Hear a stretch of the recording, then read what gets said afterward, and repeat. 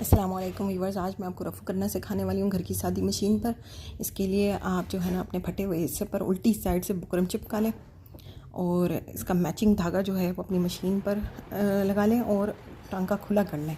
उसके बाद आपने आगे और पीछे सिलाई करके अपने फटे हुए हिस्से को फिल कर लेना सीधी साइड से। और फिर जिनसा है ना आप इसी तरह पूरे अपने फटे हुए कपड़े को जो भी लाइन है उसको ऐसे करके फिल कर लें। इसके फिल करने का एक तरीका तो ये है कि आप आगे तो मशीन को खुद से खुद कपड़ा के ले जाएगी, पीछे करने के लिए आप उसका पाँव उठा लें और इस तरीके से आप जल्दी से फिल कर लेंगे। ऐसे पाँव पीछे से उठा लें और पिछली सिलाई कर लें और आगे के लिए आप पाँव छोड़ दें। पीछे के लिए आप पाँव उठा लें और आगे के लिए आप पाँव छोड़ दें।